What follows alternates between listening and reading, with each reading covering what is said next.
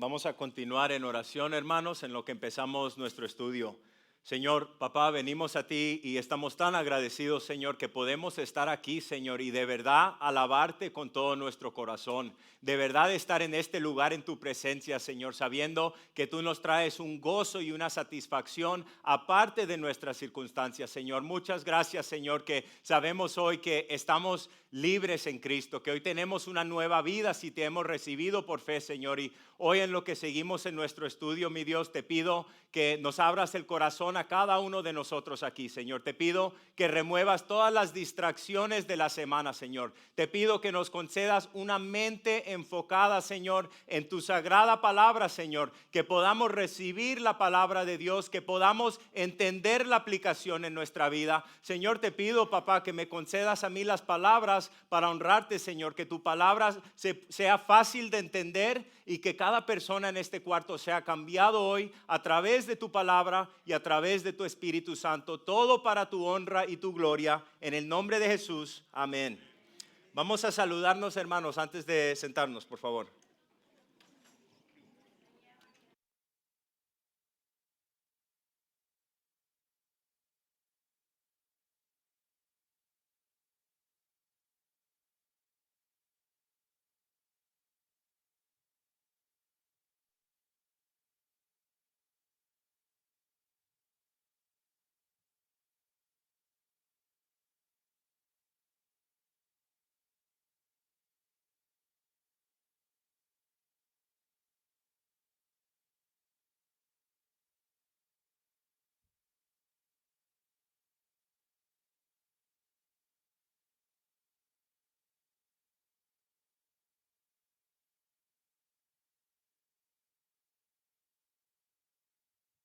Bueno, vamos a seguir nuestro estudio en Romanos, Romanos capítulo 5, desde el versículo 12 hasta el 21. Y el título que le he dado a este estudio hoy es Muerte en Adán y vida en Cristo. Ahora, es interesante, hermanos, muchos teólogos dicen que este pasaje que vamos a estudiar hoy es el más difícil de entender en el libro de Romanos. Entonces voy a hacer todo lo posible hoy para que se nos haga simple y fácil de entender. Romanos capítulo 5, versículo 12 hasta el 21. Piensen esto en un momento, piensen esto como introducción. Vivimos hoy en una cultura donde se trata todo de la individualidad, donde te dicen, bueno, yo vivo mi vida y tú vive la tuya. Y hasta cierto punto yo creo que en la cultura hay una creencia que cada uno podemos vivir nuestra vida como queramos y que eso no va a afectar a las personas alrededor de nosotros. Y la gente en la cultura aún se enoja si le dices algo y dicen, este es mi derecho, yo voy a vivir mi vida como yo quiero. Es mi vida, son mis acciones y son mis consecuencias. Pero hermanos, sabemos que la realidad es que las acciones de cada persona individual siempre llegan a afectar la vida de las personas que están en relación con ellos. Y la realidad es que mientras más influencia tenga una persona, más vidas afectarán las decisiones de esa persona. Hay personas, cuando estudiamos la historia, vemos que hay personas que han tenido gran influencia para el bien y también personas que han tenido gran influencia para el mal. Vamos a mirar varios ejemplos. Todos conocemos a Adolf Hitler, ¿verdad? Obviamente. El líder del partido nazi que fue responsable por la muerte de más de 17 millones de personas, incluyendo 6 millones de judíos. Pero fíjense que él no ha sido el peor. Mao Zedong, que murió en 1976, era el líder de la República de China, y nos dicen que este era un hombre muy cruel, y se estima que este hombre, a través de la mano de este hombre, más de 55 millones de chinos murieron por enfermedad y falta de comida por el gobierno opresivo de este hombre. Desplazaban a la gente común que no estaban de acuerdo con sus pólizas y lo que hacían es que los ponían en campos de trabajo, en esclavitud. Joseph Stalin, también seguro que conocen quién es, murió en 1953.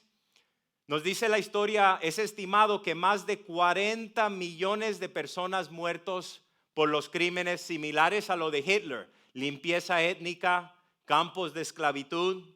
Pero ahora en lo positivo, en nuestro propio país, tenemos a Benjamin Franklin, que sabemos que fue uno de los hombres que ayudó a establecer la constitución de este país, la Declaración de Independencia. Es el hombre que ayudó a crear los lentes.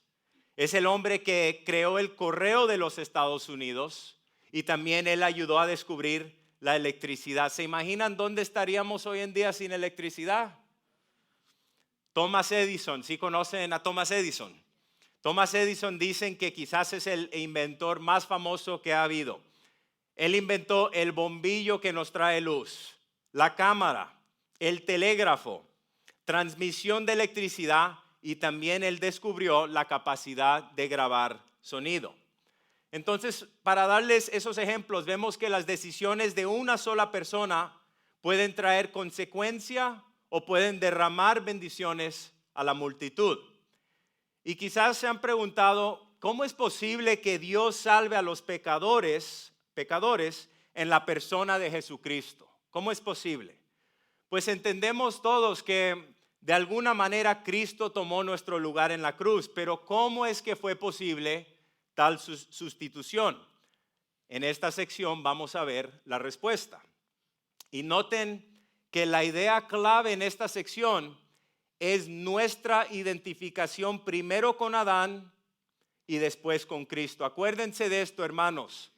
Hasta que una persona no se identifique primero con Adán, nunca se podrá identificar con Jesucristo. Vamos a empezar, versículo 12, Romanos 5, 12, voy a leer hasta el 14. Y lo que vemos aquí es cómo el pecado entró en el mundo. Nos dice, versículo 12, por tanto, como el pecado entró en el mundo por un hombre, y por el pecado la muerte, así la muerte pasó a todos los hombres, por cuanto todos pecaron. Pues antes de la ley había pecado en el mundo, pero donde no hay ley no se inculpa de pecado. No obstante, reinó la muerte desde Adán hasta Moisés, aun en los que no pecaron a la manera de la transgresión de Adán, el cual es figura del que había de venir.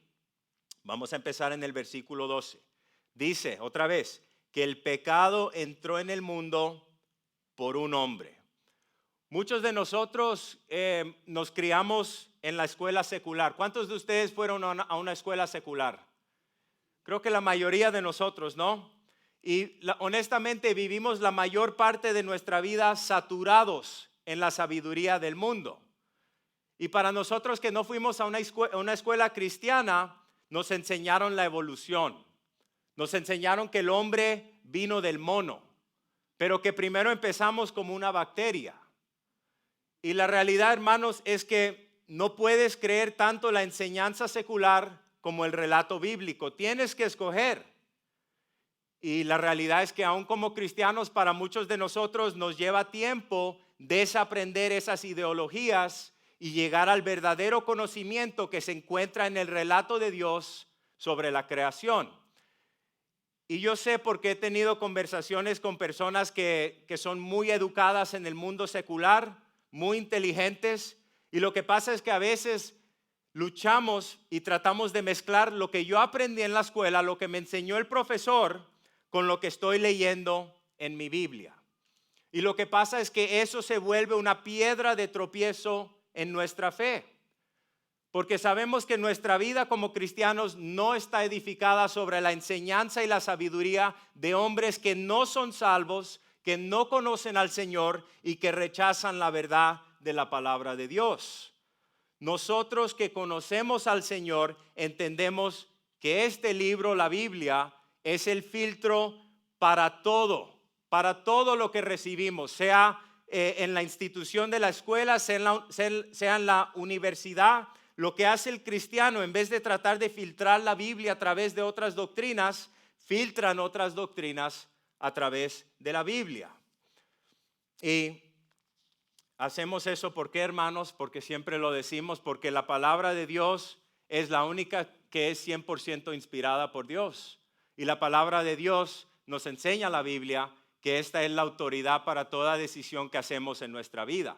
Y si yo voy a tener como cristiano ciertas maneras de pensar y de evaluar las cosas en mi vida, yo quiero estar seguro que lo estoy evaluando basado en la perspectiva del Creador, Dios Todopoderoso. Amén. Ahora, les digo todo eso porque hay muchas personas que cuando leen el principio de la Biblia, Génesis capítulo 3, dicen que Adán y Eva no eran personas reales, que no es un relato histórico. Pero el apóstol Pablo, bajo autoridad apostólica, consideraba que Génesis capítulo 3, la cuenta de la creación, era históricamente verdadera. Esto es importante. Tenemos que entender que este pasaje, Génesis capítulo 3, no es un pasaje opcional. No es que uno puede decir, bueno, yo creo que lo voy a aceptar o yo no voy a creer esto literalmente. Quizás es algo simbólico. Quizás vamos a alegorizarlo. Es muy importante, hermanos, que para nosotros entender que la creación en Génesis es un relato histórico, porque la creación en Génesis provee la base para la salvación que nos viene a través de Jesucristo. Y el momento que remueves la base, ¿qué pasa? Remueve la estabilidad de nuestra fe en Dios. Según Pablo, otra vez, Adán y Eva eran personas reales y lo que hicieron en ese jardín nos afecta a todos, a la humanidad. Noten lo que dijo Pablo en Hechos capítulo 17, versículo 26. Cuando estaba hablando en Atenas, él afirmó el relato de la creación. Miren lo que dice, que de un solo hombre creó todas las naciones de toda la tierra. Otra vez Pablo lo afirma en 1 Corintios capítulo 15, versículo 21 y 22. Dice que porque por cuanto la muerte entró por un hombre, también por un hombre, Cristo, la resurrección de los muertos. Porque así como en Adán todos mueren, también en Cristo todos serán vivificados. Este es el tema de hoy. Estamos viendo un comparizón entre el primer hombre, que es Adán, y el último hombre, que viene siendo Jesucristo. Y miren que aún Jesús mismo nos da referencia a la cuenta histórica de Adán y Eva en Mateo capítulo 19, versículo 4. Jesús le respondió, ¿no han leído que aquel que los creó desde el principio los hizo varón y hembra? Entonces, hermanos, este primer hombre, Adán, es responsable por la caída de la raza humana, no Eva. No es Eva, no es la culpa de Eva y no es la culpa de la mujer, aunque yo sé que algunas veces nos gusta a los varones decir eso. Es culpa de esta mujer que me has dado, Señor. Pero no, hermanos, Eva fue engañada cuando pecó, pero Adán pecó con pleno conocimiento. Miren lo que dice en 1 Timoteo capítulo 2, versículo 14. Nos dice aquí, y Adán no fue el engañado, sino que la mujer, siendo engañada completamente, cayó en transgresión. Entonces, ¿qué pasó? ¿Qué pasó en el jardín? Piensen eso un momento en la creación. Dios crea al primer hombre, Dios crea a la mujer, Dios crea a los animales. El hombre está en un estado de felicidad perpetua, caminaba con Dios, todo era perfecto, no había pecado en la vida. Y Dios le dice a este hombre, tú vas a ser el jardinero. Y para los que dicen que ser jardinero no es un trabajo noble, no han leído la Biblia. Y Dios le dice a Adán, obedéceme perfectamente. Aquí te lo he dado todo. Todo lo que tengo aquí es tuyo, ¿no? Pero este árbol no lo puedes tocar. Entonces Dios le dice a Adán, esto es bueno, pero esto es malo. No comas de este árbol. Y si se acuerdan, ¿cómo se llamaba el árbol? El árbol del conocimiento del bien y del mal. Entonces la prueba aquí era a ver si Adán va a permitir que Dios le diga lo que es bueno y lo que es malo para él, o a ver si Adán va a tratar de decidir por sí mismo. Y al comer de este árbol, Adán en efecto lo que estaba afirmando es que él podía decidir lo que era bueno y malo para él sin ninguna referencia a Dios. Y quizás has pensado, alguno aquí ha pensado, yo no puedo creer que Adán hizo esto. Miren todos los problemas que tenemos en nuestro mundo por culpa de este hombre. Pero hermanos, si somos honestos, ¿cuál de nosotros en algún punto no hemos hecho esa misma decisión? ¿Cuál de nosotros no ha dicho, Dios, yo sé lo que tú dices en tu palabra, pero yo voy a decidir lo que es bueno y malo en mi vida? Y hermanos, es esa misma rebelión que tenía Adán que nosotros tenemos como hijos de Adán. Es parte de la naturaleza caída de la humanidad. Y una y otra vez todos hemos cometido este mismo error. Entonces el pecado entró al mundo a través de este primer hombre, Adán. Pero es importante notar, hermanos, que cada uno de nosotros no somos pecadores porque pecamos. Somos pecadores, pecamos porque somos pecadores nacidos con una naturaleza esclavizada al pecado. Sabemos que tenemos cada uno de nosotros una inclinación natural. En lo natural, lo que deseamos es rebelión hacia Dios. Y sabemos que siendo cristianos eso no cambia. Todavía hay una batalla en nuestro interior. Miren lo que dice 1 Juan capítulo 1, versículo 8 hasta el 10. Le dice Juan a los cristianos, si decimos que no tenemos pecado, nos engañamos a nosotros mismos y la verdad no está en nosotros. Pero si confesamos nuestros pecados, Él es fiel y justo para perdonarnos los pecados y para limpiarnos de toda maldad. Si decimos que no hemos pecado, lo hacemos a Él mentiroso y su palabra no está en nosotros. Bueno, quizás alguien esta mañana diga, yo no peco, yo sé lo que dice ahí la palabra, pero yo no creo que yo peco. Si crees de esa manera, te reto a pasar una semana sin pecar, 7 días sin tener un mal pensamiento, 7 días sin ponerte de mal genio. Y le vamos a preguntar a tu cónyuge. 7 días sin decir una palabra desagradable. O 7 días sin hacer nada malo. Y mira, si puedes pasar 7 días sin pecar, por favor, el próximo domingo sube adelante que me gustaría conocerte. Hermano, yo sé que es broma, pero la realidad es que todos luchamos contra el pecado y todos continuamente necesitamos el perdón divino, necesitamos la gracia, la misericordia de Dios para seguir adelante. Amén. Entonces, el pecado entró al mundo a través de un hombre y miren lo que trajo el pecado. Miren la conexión en el versículo 12 entre el pecado y la muerte. Dice, por tanto, como el pecado entró al mundo por un hombre y por el pecado la muerte. Así la muerte pasó a todos los hombres por cuanto todos pecaron. Entonces la Biblia hace una conexión entre la muerte y el pecado. Y basado en la realidad que todo hombre muere, sabemos que todo hombre es clasificado como pecador, que todo ser humano recibió la naturaleza pecaminosa de Adán. Acuérdense, hermanos, que en el jardín lo que Dios hizo es que le dio el dominio a Adán sobre la creación antigua. ¿Y qué pasó? Adán pecó y Adán perdió su reino. Y debido al pecado, la desobediencia de Adán, toda la humanidad está bajo condenación y muerte. Cuando dice muerte, hay 3 aspectos de muerte. Primero es la muerte espiritual, la separación de Dios. Segundo es la muerte física que nos toca a todos. Y tercero es la muerte eterna a causa del pecado de Adán, que obviamente reciben las personas que no han recibido a Cristo.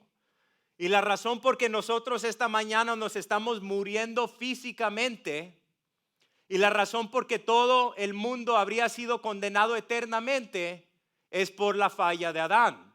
Es el pecado de Adán que trajo el dolor, el sufrimiento, la enfermedad y la muerte a toda la humanidad.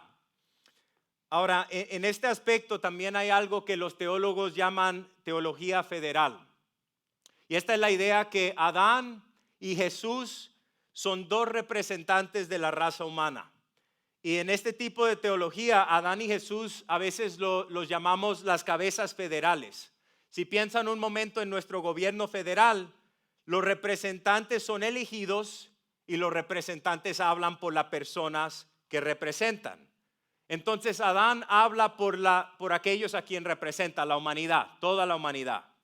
Y Jesús habla por las personas que él representa, su pueblo. Versículo 13 y 14. Entendemos que por Adán entró la muerte al mundo. Aquí vemos el reino de la muerte. Versículo 13. Pues antes de la ley, había pecado en el mundo. Pero donde no hay ley no se inculpa de pecado. No obstante, reinó la muerte desde Adán hasta Moisés, aun en los que no pecaron a la manera de la transgresión de Adán, el cual es figura del que había de venir. Lo que está diciendo aquí, hermanos, es que no se inculpa pecado porque no habían reglas, no habían estatutos, no había venido la ley de Moisés. Pero noten que igual es el punto aquí, que la muerte ha reinado aún antes de la ley de Moisés, desde el tiempo de Adán hasta el tiempo de Moisés. Y la manera en que sabemos como prueba que siempre ha habido pecado es que todo ser humano está sujeto a la muerte. Solamente hay dos personas en la Biblia que no murieron. ¿Saben quiénes son? Enoc y Elías, ¿verdad? Enoc dice que caminó con Dios y de repente ya no estaba. Y Elías dice que Dios bajó en un remolino y los caballos, ¿no? Y subió al cielo con el Señor. Aparte de eso, todo ser humano en la Biblia y en la historia va a padecer de la muerte.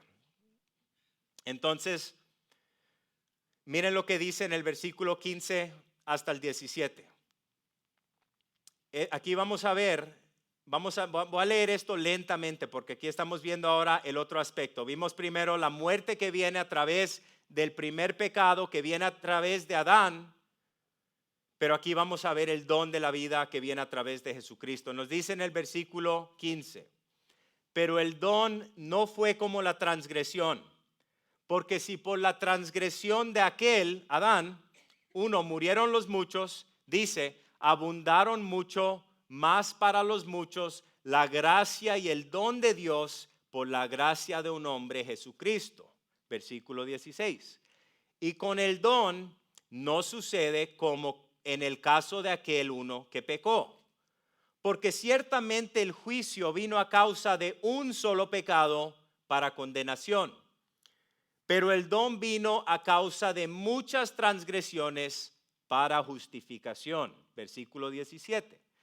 Pues por si la transgresión de uno solo reinó la muerte, mucho más reinarán en vida por un solo Jesucristo los que reciben la abundancia de la gracia y del don de la justicia. Entonces, hermanos, yo sé que hay mucha repetición en lo que está diciendo aquí Pablo. Aquí vemos el don de Dios en Jesucristo. Sabemos que Jesucristo vino como el segundo Adán, el segundo hombre, y vino como el rey sobre la nueva creación, segundo Corintios 5:17. Sabemos que es la obediencia perfecta de Cristo que nos permite a nosotros esta mañana ser revestidos en su justicia. Sabemos que Cristo nos redime con su sangre y Cristo nos hace hijos de Dios por fe. Para ponerlo simple, Adán nos contaminó, a todos nos contaminó, pero Jesús es el que nos purifica. La obra de Adán trajo muerte, la obra de Jesús trae gracia. Y noten lo que dice ahí en el versículo 17, que son aquellos que reciben la abundancia de gracia y justicia, los que ¿qué? Los que reinan en la vida. Versículo 18 hasta el 21. Vemos la desobediencia de Adán y la obediencia de Cristo. Versículos 18 y 19, vamos a leerlo. Nos dice aquí Romanos 5:18. Así que como por la transgresión de uno, Adán, vino la condenación a todos los hombres, de la misma manera por la justicia de uno, Cristo, vino a todos los hombres la justificación de vida. Porque así como por la desobediencia de un hombre, los muchos fueron constituidos pecadores, así también por la obediencia de uno, los muchos serán constituidos justos. Varias cosas que quiero que miremos ahí. Noten en el versículo 18 usa las palabras a todos. A todos vino la condenación, a todos los hombres vino la justificación de vida.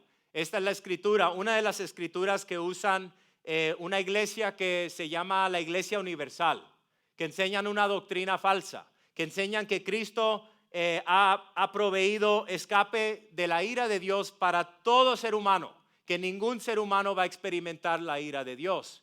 Pero hermanos, cuando leemos algo en la Biblia que quizás no cuadra con el resto de la escritura, entendemos que no podemos construir nuestra teología de un solo versículo. Obviamente la escritura no enseña que todo hombre es salvo. Solamente los que vienen a Cristo en arrepentimiento y fe son salvos. Lo que Pablo está haciendo aquí es que está usando algo que se llama paralelismo judío para hacer su punto. No es literalmente a todos los hombres, es a los que ponen su confianza en él. Ahora, debido al fracaso de Adán, el primer hombre, el pecado aún hoy entra continuamente en el mundo. Les doy una ilustración para dar un ejemplo. Es como la tragedia que vemos hoy en día de los bebés que nacen adictos a la droga, adictos a la metanfetamina o a la cocaína. Y ese bebé nunca ha usado droga en su vida, pero por los pecados y las decisiones de sus papás, ese bebé sufre las consecuencias.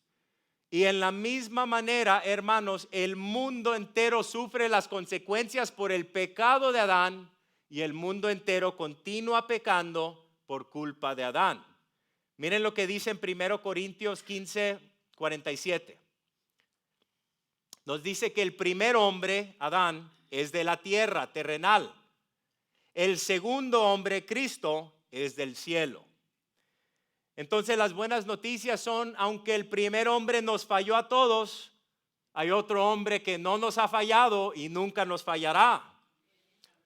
El primer hombre trajo muerte, pero el segundo hombre trajo justificación y vida. Miren lo que dice en 1 Corintios 15:45. Nos dice otra vez, así también está escrito, el primer hombre, Adán, fue hecho alma viviente por Dios. El último Adán, espíritu que da vida. Entonces, bueno, ¿qué hay de la ley? Porque estamos hablando antes de la ley. Ahora vamos a tocar la ley y lo que trae la ley. Romanos 5:20 hasta el 21.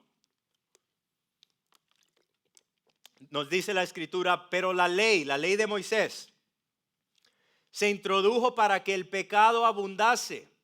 Mas cuando el pecado abundó, sobreabundó la gracia. Para que así como el pecado reinó para la muerte, así también la gracia reine por la justicia para vida eterna mediante Jesucristo, Señor nuestro. Entonces, ¿qué nos está diciendo aquí? Bueno, si yo como cristiano ya no estoy esclavizado a la naturaleza pecaminosa de Adán, ya no soy esclavo a esa naturaleza, y eso lo vamos a ver en detalle en Romanos 6 y 7. ¿Cómo es que como cristiano yo puedo reinar en la vida? Pues hermanos, es porque en Cristo tenemos acceso a una sobreabundancia de gracia. En Cristo sabemos que la gracia de Dios es más poderosa que cualquier pecado. En Cristo sabemos que tenemos victoria en esta vida. ¿Por qué? Porque si has recibido a Jesucristo como tu Salvador, tienes paz con Dios. Este momento tienes paz absoluta con Dios. Este momento cada uno de nosotros tenemos acceso al trono de Dios por medio de su Hijo. Y la palabra nos dice que en Cristo toda bendición espiritual es nuestra.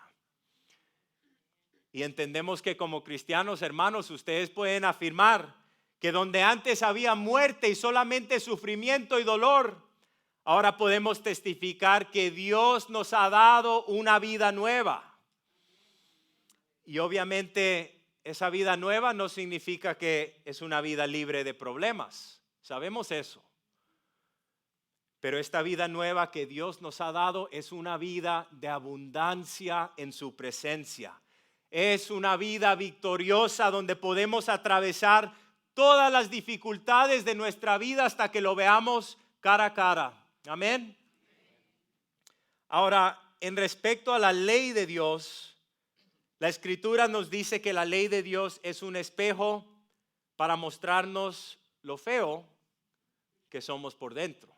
¿Podemos ver la imagen, por favor? ¿Quién se acuerda de esta película? Blancanieves se dice, ¿no? Blancanieves. Y esta era la bruja y el espejo. ¿Y qué es lo que le decía la bruja al espejo? Dime mentiras, ¿verdad? Dime, ¿quién es la más bella de todos? Y se la pasaba todo el día en el espejo. Y similarmente, hermanos, a veces nosotros tenemos la tendencia de enfocarnos demasiado en el exterior. Y obviamente la palabra de Dios nos dice que tu cuerpo es el templo de Dios, ¿verdad? Debemos cuidar el templo de Dios. Pero también tenemos que recordar que lo más importante es la belleza interior. Miren lo que dice 1 Samuel 16:7. Dios nos evalúa basado no en el exterior, basado en el interior. Pero el Señor dijo a Samuel, acuérdense cuando el profeta fue y estaban buscando el próximo rey, iba a ser el rey David, y el papá de David tiene ahí a todos sus hijos y eran varones bien parecidos. Y están diciendo, seguro que este hijo mío es el próximo rey. Pero noten que no era ese hijo, dice versículo 7. El Señor dijo a Samuel, no mires a su apariencia, ni a lo alto de su estatura, porque lo he desechado. Porque Dios no ve como el hombre ve, pues el hombre mira la apariencia exterior, pero el Señor mira el corazón. O como le dijo Pedro a las esposas en 1 Pedro 3, versículo 3 y 4. Le dice a las esposas, no se interesen tanto por la belleza externa, los peinados extravagantes, las joyas costosas o la ropa elegante. En cambio, vístanse con la belleza interior, la que no desvanece, la belleza de un espíritu tierno y sereno que es tan precioso a los ojos de Dios. No está diciendo, hermanas, que no se pueden cuidar y no se pueden maquillar y no se pueden peinar, por supuesto que sí, pero ese no es el enfoque de la vida cristiana. Lo que Dios quiere afirmar en ustedes, mis hermanas, es esa belleza en el interior que el Señor está creando ahora mismo a través de su palabra y a través de su espíritu. Amén. Y a todos nos dice Santiago sobre el espejo de la palabra. Miren lo que dice en Santiago 1:23 hasta el 25. Si estamos leyendo la Biblia, estamos viendo la palabra de Dios es un espejo. La palabra de Dios a veces nos anima, a veces nos corrige, a veces nos ayuda cuando sentimos que no hay esperanza en nuestra vida. Gloria a Dios que empezamos a leer su palabra y la palabra nos trae ánimo y el Señor siempre sabe lo que tú necesitas para seguir adelante y el Señor es fiel a encontrarte en tu lugar de necesidad cuando nosotros como cristianos decimos, aquí estoy, Señor, háblame a través de tu palabra. Y estamos dispuestos no solo a leer, pero a recibir la palabra y a obedecer la palabra. Dice en versículo 23 de Santiago que si escuchas la palabra, pero no la obedeces, sería como ver tu cara en un espejo. Te ves a ti mismo y luego te alejas y te olvidas cómo eres. Pero si miras atentamente en la ley perfecta que te hace libre y la pones en práctica y no olvidas lo que escuchaste, entonces Dios te bendecirá por tu obediencia. Amén. ¿Cuántos mecánicos tenemos aquí? ¿Dónde está el hermano que es mecánico? No está aquí hoy. Faltó hoy, ok. Bueno, Para los que son mecánicos entienden esto. ¿De qué nos sirve siempre estar lavando el carro por fuera? Mira qué carrazo tengo, se ve bueno, los rimes están brillando y todo, pero nunca le cambiamos el aceite y el fluido de la transmisión. Y aunque se vea bien lindo el carro por afuera, eventualmente lo que pasa, lo que está pasando por dentro, créeme que va a salir a la luz del día. Y por esa razón, hermanos, entendemos que como cristianos, el enfoque primario de nuestra vida es la belleza interna del corazón. Y por esa razón es que nosotros entendemos el valor de la palabra de Dios. Siempre estamos afirmando, ¿qué es lo que dice la palabra de Dios? Cuéntame qué es lo que dice la palabra de Dios. Expone la palabra de Dios. La palabra nos dice que cuando estamos consumiendo la palabra, lo que hace este libro, esta palabra ingerida y recibida, es que nos lava los malos pensamientos, nos lava de maneras de pensar, de actuar, decisiones que queremos hacer que no son bíblicas y que nos van a traer dolor y sufrimiento. La palabra de Dios nos renueva la mente, Romanos capítulo 12, versículo 1, y nos ayuda diariamente a alinearnos una y otra vez con lo que Dios desea en nuestra vida. Y hermanos, todos sabemos que los planes de Dios son los mejores planes para nuestra vida.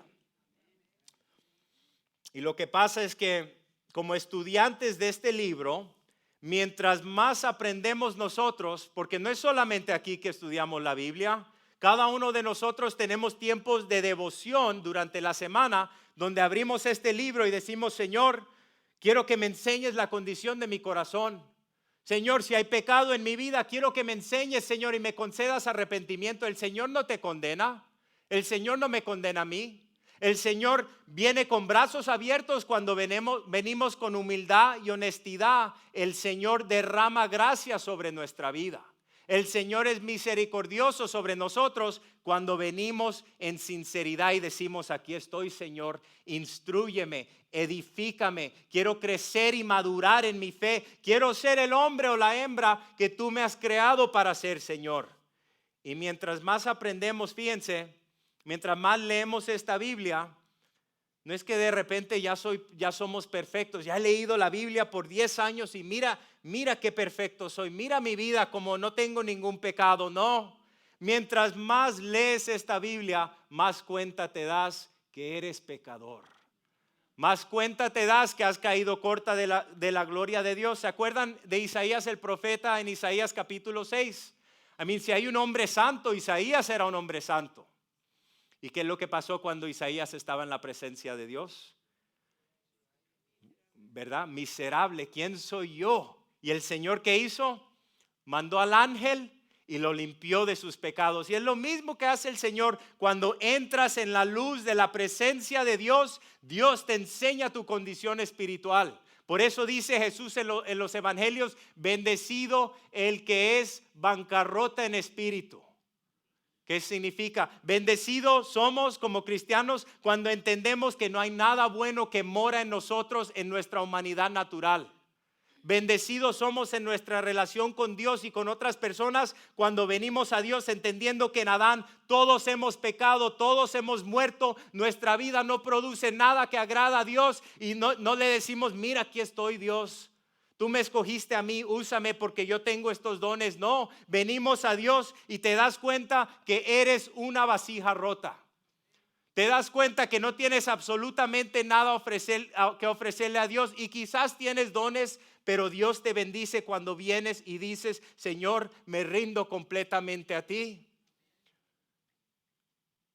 Llena tu templo con tu gloria, Señor. Usa mi vida para tu honra, Señor. Abre puertas y dame oportunidades para compartir el evangelio. Dame sabiduría. El Señor siempre viene y nos encuentra en nuestro lugar de necesidad, pero nosotros también tenemos que hacer nuestra parte, venir a Él a través de su palabra.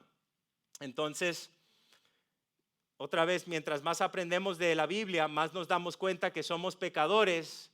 Y quizás tú digas esta mañana, bueno, yo sé que quizás yo peco, pero al menos no soy tan malo como este hermano aquí. Se ríen porque es verdad. Y eso es lo que hacemos algunas veces, nos comparamos, ¿no?, con otros. Pero la realidad es que mientras más nos damos cuenta que el estándar no es otro cristiano, es Dios mismo. Dios mismo el que nos evalúa, nos damos cuenta que todos caemos en la misma categoría. Si tu pecado es pequeño y nadie lo sabe y es escondido, o si tu pecado es obvio y todo el mundo sabe lo que estás haciendo, todos necesitamos ser salvos.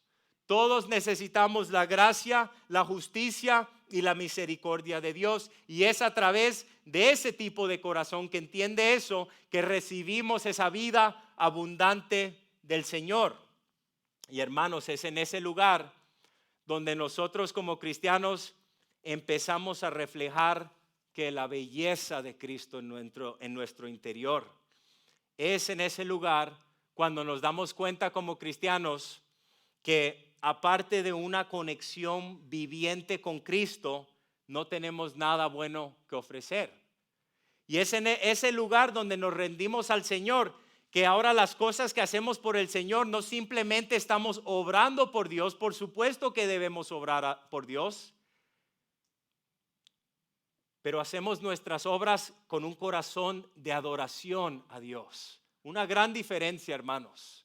Hay un gozo en las cosas simples que hacemos por Cristo, porque entendemos que lo que Cristo quiere hacer a través de nuestra vida proviene de una conexión viviente con el Dios vivo que mora adentro de cada creyente. Amén. Hay personas que hay personas que dicen, bueno, no prediquen tanto sobre la gracia de Dios, prediquen mejor las reglas. Porque si predicas tanto la gracia de Dios, lo que pasa es que la gente va a tener una actitud casual hacia el pecado. Pero hermanos, la Biblia no soporta ese pensamiento. Y si una persona tiene una actitud casual hacia el pecado, lo que pasa es que esa persona no entiende la gracia de Dios. Miren lo que dice en Tito capítulo 2, versículo 11 y 12. Dice, porque la gracia de Dios se ha manifestado trayendo salvación a todos los hombres. ¿Y qué es lo que hace? Enseñándonos que negando la impiedad y los deseos mundanos, vivamos en este mundo sobria, justa y piadosamente. Eso es lo que hace la gracia de Dios, hermanos, cuando lo entendemos en nuestra vida. Aunque cada uno de nosotros no lo merecemos, Dios nos ama apasionadamente.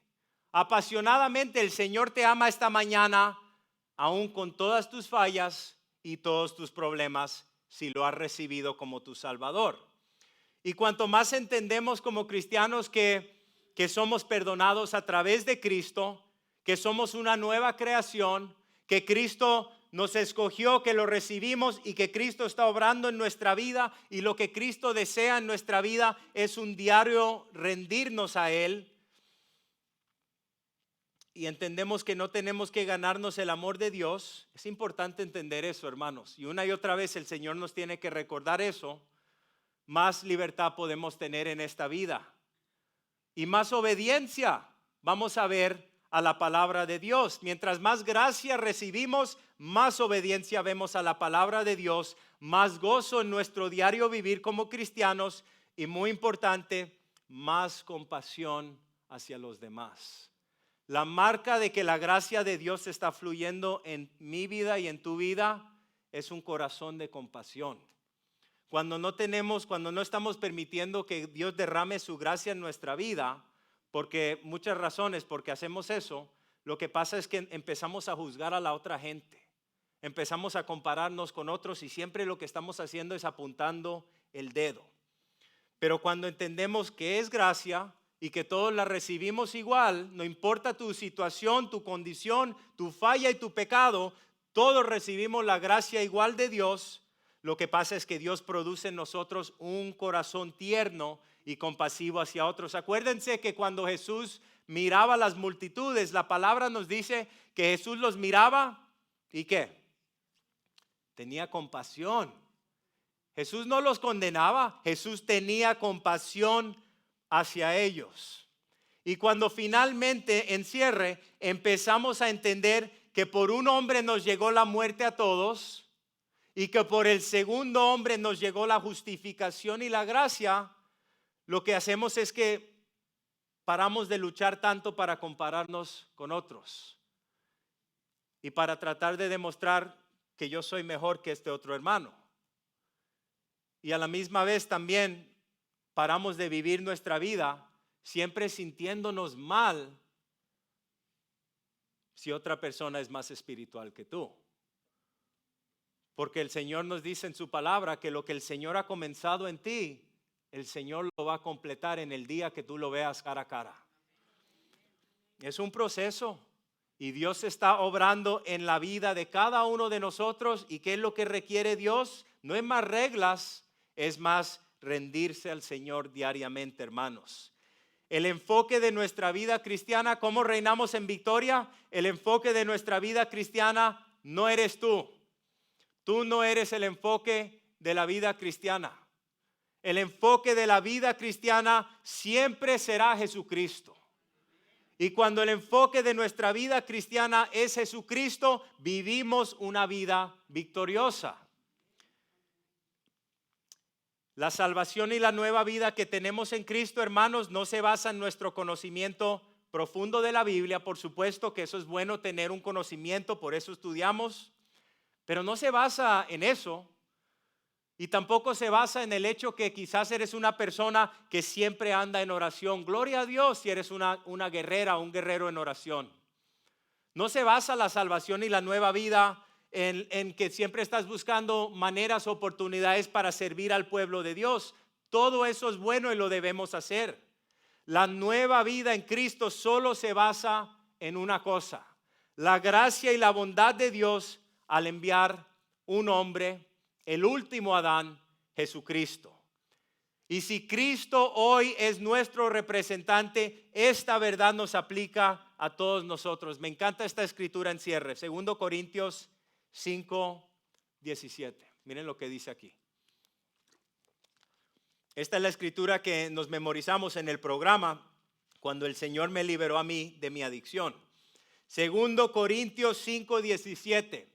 De modo que si alguno está en Cristo, nueva criatura es. Las cosas viejas pasaron, he aquí, todas las cosas, todas son hechas nuevas. Amén.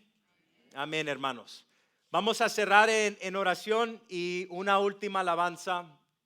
Y por favor, si tienen preguntas, pueden subir después del servicio.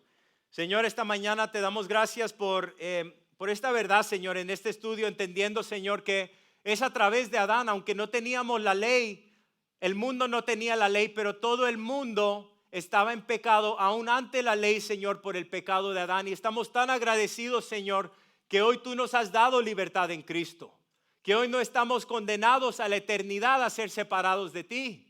Que aunque en esta vida van a haber circunstancias dolorosas y sufrimiento y valles profundos, tenemos a un Dios que está dispuesto a caminar con nosotros en todas estas circunstancias. Un Dios que nunca nos dejará y nunca nos abandonará. Un Dios que es compasivo con nosotros. Un Dios que nos eligió, que nos redimió, que nos compró con su propia sangre. Un Dios que esta mañana está obrando en nuestra vida. El único Dios verdadero.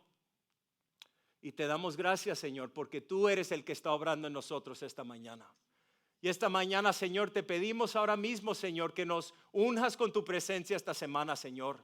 Que podamos encontrar ese gozo en quienes somos en ti, una nueva creación. Ya no somos la vieja persona, ya no somos esclavizados a la naturaleza pecaminosa. Aunque fallamos, Señor, somos esclavos a ti, Señor. Somos siervos de Cristo y de Dios Todopoderoso y queremos que tú uses nuestra vida para tu honra y tu gloria, Señor. Gracias, Señor. Te amamos, te adoramos, te exaltamos y te honramos en el nombre de Jesús. Amén. Bueno, mis hermanos, que Dios los bendiga, que tengan buena semana. Si tienen alguna pregunta, por favor, suben después del servicio.